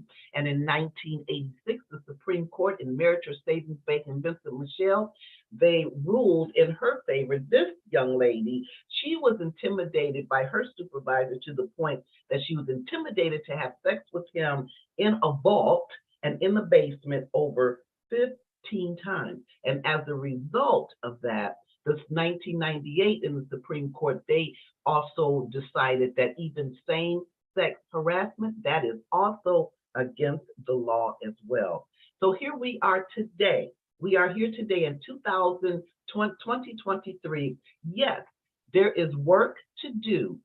Yes, we still need to keep our voice active and strong. And yes, we want to stand together. The main thing that I share, and this is even with anything that I speak on, I think the more we come to realize, women and men, the more we come to realize that we are all connected, and one, there is an element of divinity within all of us. Once we come to reverence and revere each other like we want to be revered and reverenced as men and women. I know they say men from Mars, women from Venus, but in that respect, we are all children of the Creator. And once we get to that point and stop still separating, okay, you're over here, I'm over here. Once we come to the point that no, we're working on this together, we are all created equal. We are all standing with the same blood, the same sight, the same dream. We all want to be happy, maybe in different ways, but we all want to be happy, and we all have the same exact purpose, what we came here to do, only in different ways because of our talents. But once we get to that point, then when I'm looking at someone and how I want to be treated, then that's the way I'm going to treat that person.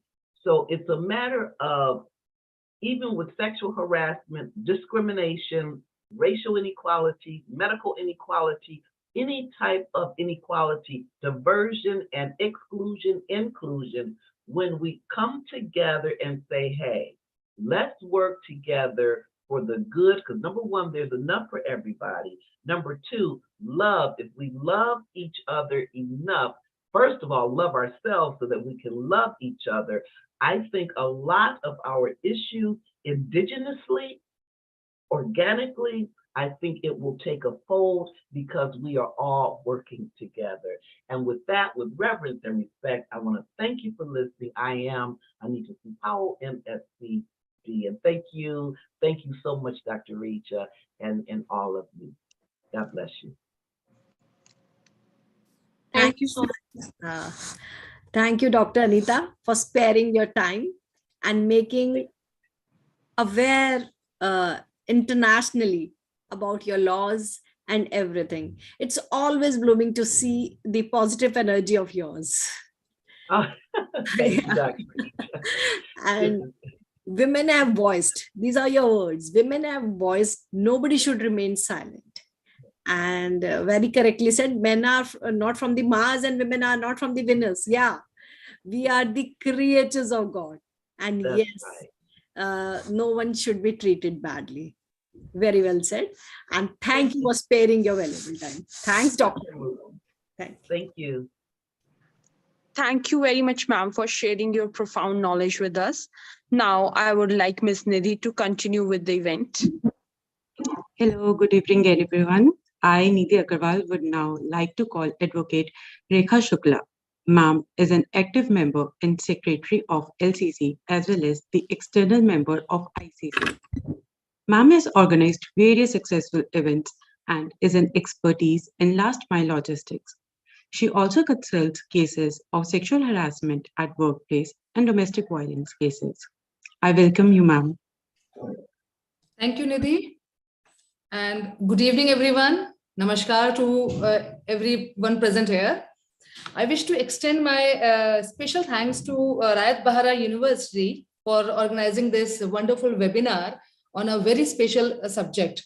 And special thanks to its Vice Chancellor present here, Dr. Parvinder Singh, and Dr. Richa Ranjan for inviting me for this. This workshop, the Sexual Harassment of Women at Workplace, Prevention, Prohibition and Redressal Act 2013 is a legislative act in India that seeks to protect women from sexual harassment at their place of work.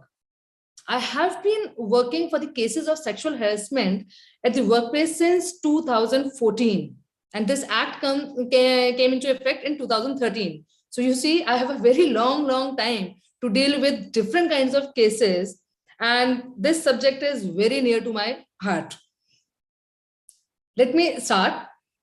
In the case of Vishakha versus State of Rajasthan, the Honorable Supreme Court has laid down the guidelines and norms to be observed to prevent sexual harassment of working women. In this short session, it's not possible to discuss all the norms laid down, so I chose to explain in short some important points pertaining to POSH Acts. Under this act, we have to constitute two kinds of committees. One is Internal Complaints Committee, which everyone I'm sure knows about that. And the other one is Local Complaints Committee, which people are not much aware of. Internal Complaints Committee to have one external member from any NGO or organization which is working for women-related issues or have experience in such cases. In IC, Internal Committee, organizations should nominate those members who have had experience in social work or legal knowledge. In Local Complaints Committee, presiding officer and other members are from non-government organization or other associations working for the cause of women or have experience in dealing such cases. One member must be from the government department, preferably from Women and Child Department, and he will be an ex officio member of LCC, Local Complaints Committee. So you see, there are two committees. One is Internal Complaints Committee, which has internal members, and the other one is Local Complaints Committee, which majorly has external members. Now, where IC deals with cases of its own employees, colleagues or employees within the organization, in organization sector, LCC is constituted to deal sexual harassment cases from unorganized sector, which Dr. Ranjan has also pointed out about the unorganized sector, where those women should go. If the woman is feeling unsafe or sexually harassed by the employer or owner or highest authority, they should come to complain in the Local Complaints Committee. Otherwise, what happens? They used to go to the court, and court takes its own sweet time to discuss and to deal the cases. And Local Complaints Committee has all the norms which is given in Internal Complaints Committee. We have that 90 days period to finish the report. And about this, very few knows how to file the complaint with LCC, which is very important to have a awareness about this. In India, there's awareness about Internal Complaints Committee. We all know, but people hardly know about Local Complaints Committee. Local Complaints Committee to be constituted in every district in the district magistrate's office. That is in India. I have no idea about what UK or US is doing about Local Complaints Committee, because I am very much interested to know about that also. How they are dealing about the cases which is pertaining to the chairman or the director, how they are dealing, whether they are going direct, because many cases I have read, they all are dealt in the court only. But here, these complaints are coming to Local Complaints Committees also. Even today, women are not comfortable coming forward to file the sexual harassment cases. They have no support from family, as family members always discourage to file such complaints. And in India, parents want their daughters to quit the job if there is any such problem. In one organization, there is a case study. I will keep on telling you about the different cases I have been dealing.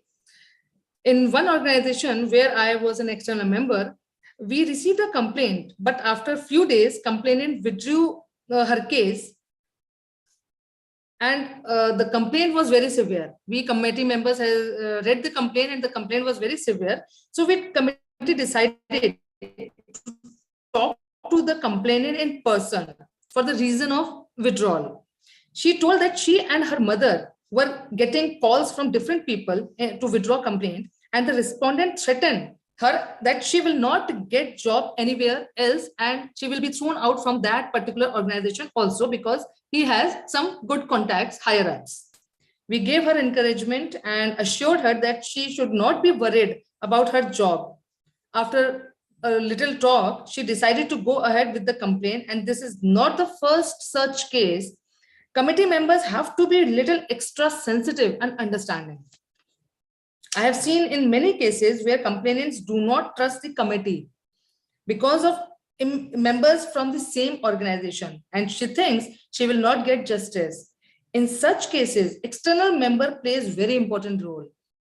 It is also important to remember that each case is unique and should be examined in its own context and according to the surrounding circumstances as a whole. Sexual harassment is a subjective experience. A complete understanding of the complainant's views are required here. I'll tell you one more case study. There's one such case where in one organization, 4 male members formed a WhatsApp group against a female employee, against their female colleague.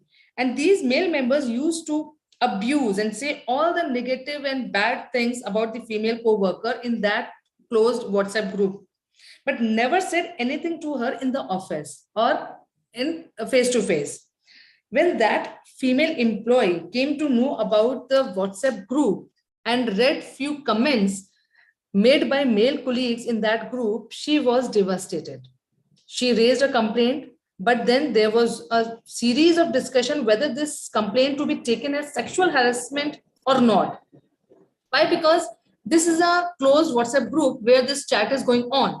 And till that time, female colleague was unaware. Some are saying that since female employee never felt unsafe or sexually harassed by these male members, there is no point entertaining this case. What male members are doing in a closed group or does not affect the female employee in any form. But the moment female employees saw these messages, the intention of male colleagues came out. The girl started feeling unsafe. Few chats were very derogatory. In the end, IC decided to take up this case. So we IC members need to understand the trauma or pain complainant goes through. One more case is there. I'll discuss it later on because it's a very typical case. With much awareness in workshops, seminars, in organization and government departments, the problem of sexual harassment in workplace is increasingly coming out of the closet. Sexual harassment at the workplace is a sensitive issue. The organizations must play proactive role, provide behavioral support. Every working woman must know what it is, that it is now, it's a high time to stand up and fight for such injustice.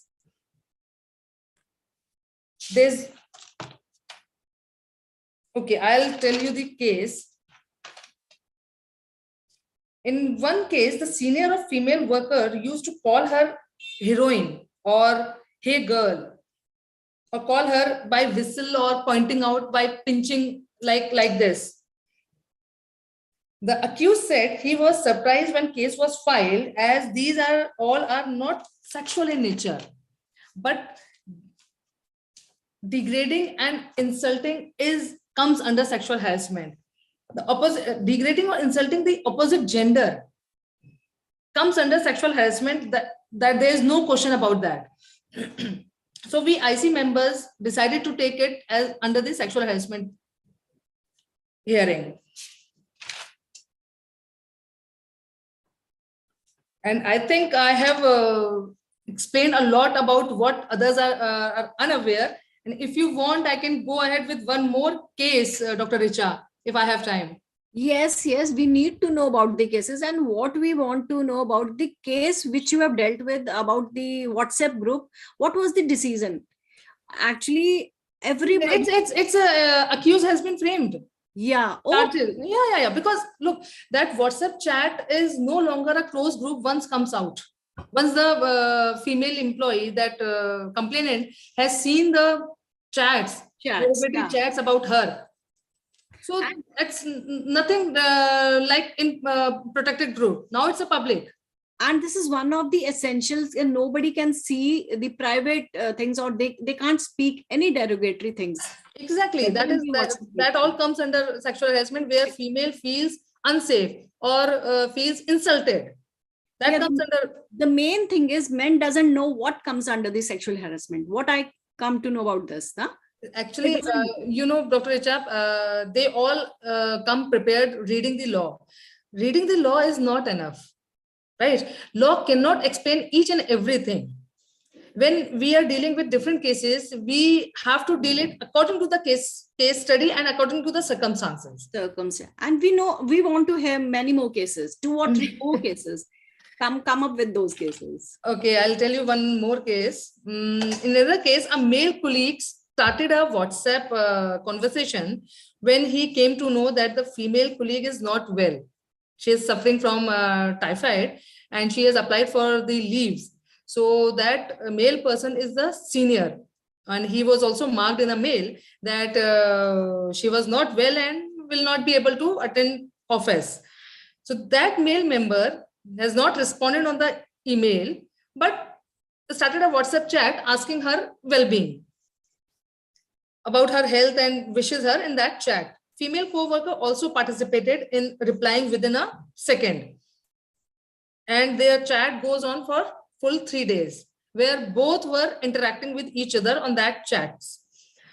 Then the accused one day asked her to go for a drink and drive when she was fully recovered, to cheer her up. For that, the girl was happy and responded saying, it's a kind of motivation for me that you are inviting me for drink and drive. But then what happened in those few hours, that girl told the male colleague she will not be comfortable going out, and the accused accept her request and called to disengage. For that, both agreed that let's stop chatting, let's disengage ourselves with this kind of a WhatsApp chats, and we'll deal professionally in the office only. After a few months, female employee resigned from that particular organization. And then after a gap of 4 months, she again reapplied in that same organization. And now her CV was stuck in the HR department. And she was calling everyone, what happened? Why my CV was not getting through? Since I had been working in this same organization. She got to know that HR is not approving her CV. So she contacted this male person and asked for help. She asked that since you are in a very senior position, please talk to the HR department and help me pass my CV. And I need a job. I need a job very badly because I have started a business which failed. And now I am a single mother and I want to start a job. Now this male person, senior person, is saying that HR is not under me and I cannot intervene why HR has stopped your CV or what exactly is the reason. She said that you can always approach HR and ask them to put me under your guidance, under your team. For that, male member plainly refused. No, I don't have any vacancy. I cannot ask HR department to create a vacancy for you. And then that female called up and started, you can say, blackmailing or whatever, that I have your WhatsApp chat where you are asking for to go out for drink and drive, and this comes under sexual harassment. I'm going to file a case against you. Or I'll show your wife, I'll come to your place if you'll not help me. Luckily or unluckily, this call has been recorded where she was blackmailing this senior person. She didn't know that. And she filed a sexual harassment complaint, which comes to us where, since that senior person was in the organization, so we have taken up the complaint.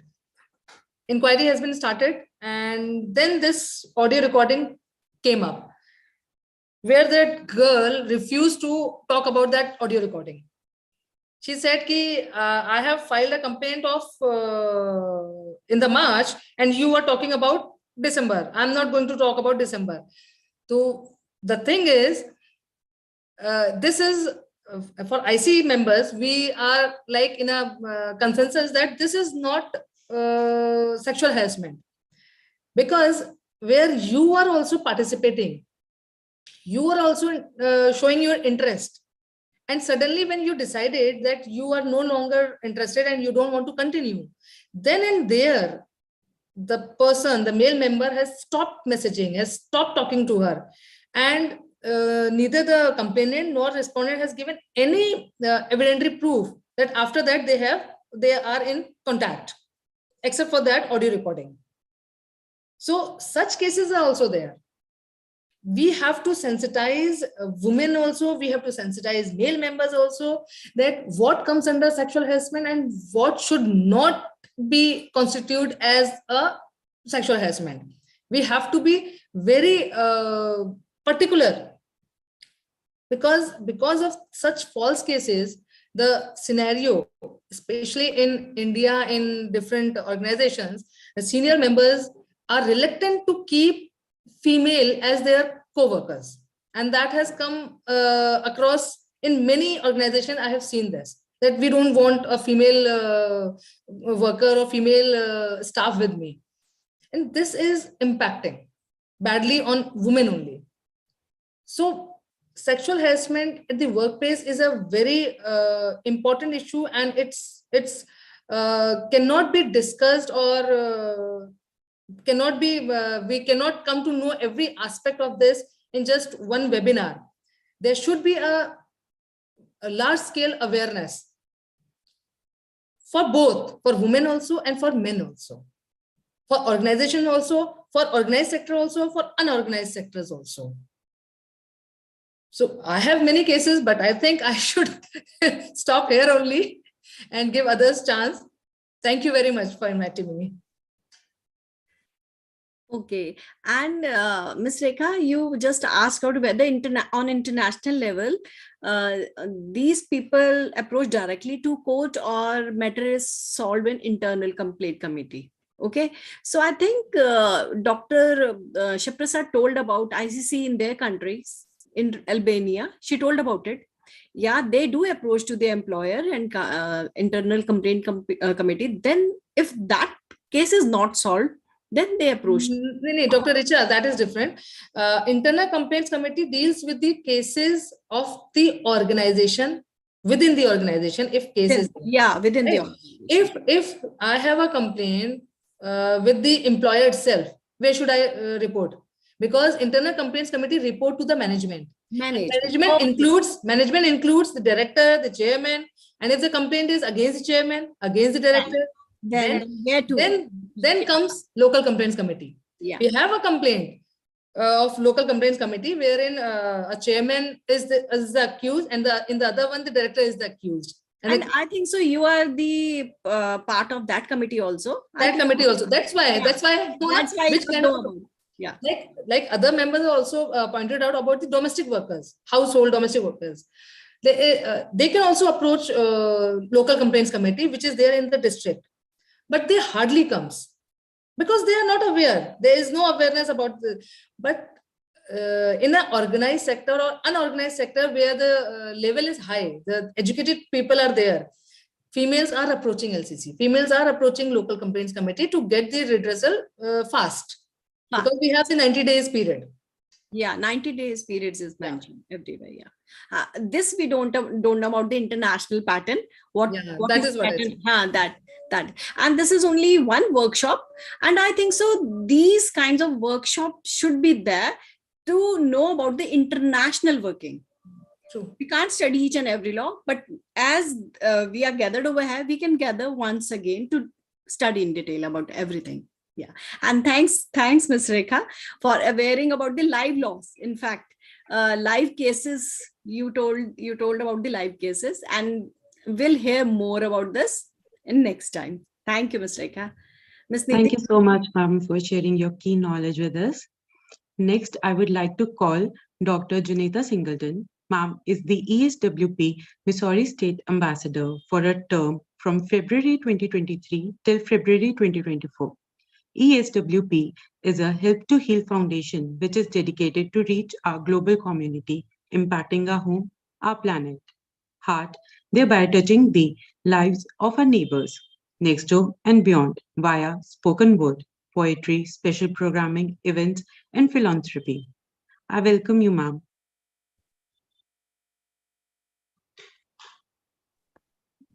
Good morning, good afternoon, good evening, your honorable patrons, chief guests, and esteemed colleagues. Thank you for the opportunity to join you in celebration of International Women's Day and this forum on sexual harassment of women in the workplace. I would also like to add that I am founder of Regal Health and Wellness and the Rescue You, Rescue Her initiative. We are a women's empowerment outreach network. Our mission is to eliminate poverty and reduce disparities in socially disadvantaged communities, both locally and globally. I also sit on the board of G100 Oneness and Wisdom as the Missouri State Chair. I would like to say that we must encourage women and men to tell their stories. And today I would like to tell my story. In 2010, I became a victim of sexual harassment by my employer. I had applied for a promotion, but quickly found out that the job came with stipulations of sexual harassment, rude comments about my clothing, and sexual innuendo, such as him saying or singing love ballads and whispering in my ear, and even attempting to follow me to the ladies' room, stopping short of coming in and then laughing about it. Needless to say that due to me not acknowledging his advances, I was terminated. I filed a report with the local Equal Employment Opportunity Commission, or EEOC. During EEOC's investigation of this company, it was discovered that I was not the first woman to report this company, as others had also filed a report in which nothing had been done about it to this point. By me adding to the complaint, it became a class action lawsuit against the company. Harassment of any kind is a form of discrimination that violates a person's civil rights. Harassment is unlawful when the offensive conduct becomes a condition of employment. Anti-discrimination laws also prohibit harassment against individuals in retaliation for filing a discrimination charge, testifying, or participating in any way in an investigation or lawsuit. Prevention is key and the best tool to eliminate sexual harassment in the workplace. Employers are encouraged to take appropriate steps to prevent and correct unlawful harassment. Women need to continue to use their voices to let the world know that any kind of harassment will not be tolerated. Employers can help by establishing an effective complaint or grievance process, provide individual or group anti-harassment training, take immediate and appropriate action when an employee complains. Employers should strive to create an environment in which employees feel free to raise concerns and are confident that these concerns will be addressed. The employer must automatically be held liable for harassment by a supervisor that results in a negative employment action, such as termination, failure to promote or hire, and loss of wages. I encourage you that if you believe you or someone you know is being sexually harassed, do not be silent. You may want to seek out counsel with your local attorney or contact your local Department of Labor Bureau. Thank you for listening and letting me share my story. Thank you for your poem, Juneta, Dr. Juneta. And you are the one who is with the poem. and very nice. And I think Yes, thank you. and this is written by you. Yes, it's written by me. Okay, so you have expressed the views. Okay, about the Yes. sexual harassment. You have written on this point only.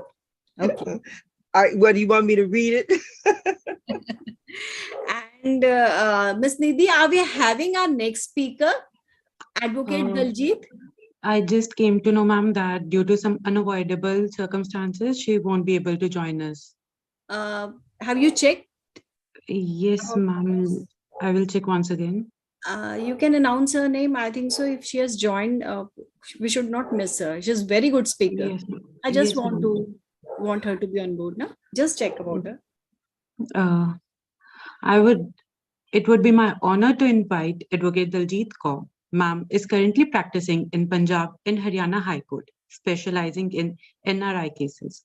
She is a social activist since 2002. Ma'am, I would like to welcome you. Yeah, I think so. Due to health issues, she is unable to join. Yes, ma'am. She's not here. Okay. I think so. We are done with yes, all ma'am. the speakers. Yes, ma'am. Okay. Now I would like to invite our Professor Dr. Richa Ranjan, Dean of University School of Law, for vote of thanks. Welcome, ma'am. Thank you, Nidhi.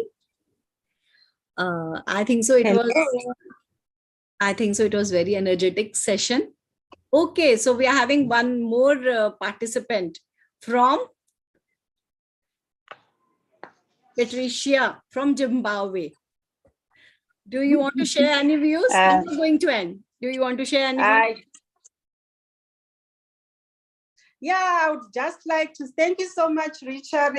Thank you so much. I would just like to say that sexual harassment in the workplace is a topical issue, and we have all of us maybe experienced sexism and sexual harassment in the workplace. Zimbabwe is not spared, and we know that it has been prohibited by so many laws, like here in Zimbabwe.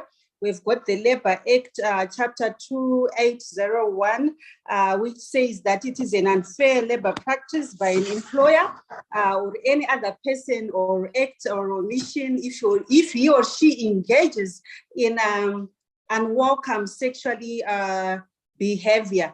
But we have seen that this has been happening in our workplaces, but because some of our women are not aware that we have got a law that protects us, and some of the men also know that the laws are there, but sometimes women do not get the fair treatment that they should get. So most organizations in Zimbabwe, like I said, have got put together anti-harassment, intimidation, and bullying policies among so many policies. But you can see that some of the times these policies are not adhered to because of maybe when these cases go into the law courts.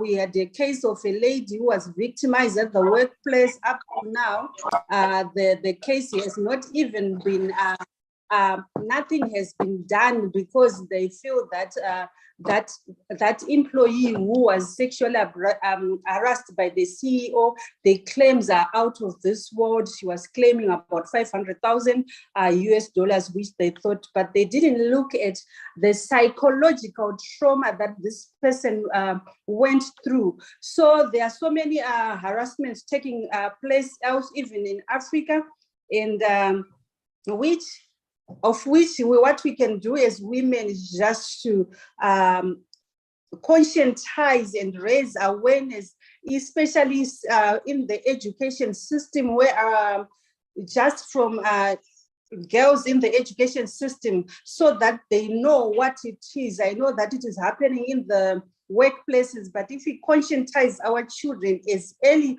even when they go to their workplaces, they would know that this is sexual harassment. So this is what I just wanted to contribute. And I know that especially COVID-19 was a contributory factor because so many of our children were there asking for sexual, men asking for sexual favors from children as young as 8 years. But if we conscientize them when they are early, then we won't have so many problems. When they grow up, they can be able to speak them for themselves, and they'll also know that we've got a law in our country which can protect us. Thank you so much for giving me this opportunity. I know I just joined to hear what all the women here, eminent speakers, were talking about, and very knowledgeable. Thank you so much. Thank you, Ms. Patricia. And you were on the nick of the time. We were about to thank everyone and you joined. And thanks a lot. And it was nice hearing you. Actually, we were discussing about the laws from the other countries. And now we have come to know about the Zimbabwe laws also. And what we have to conclude now, that everywhere this kind of what we can say unethical issue is everywhere in the world, which is sexual harassment. So that should be taken or considered, that should be sensitized everywhere, that what comes under it. It should be for men also and for women also, because we have heard about the cases that there are the cases which are false. So that can be from women's side also.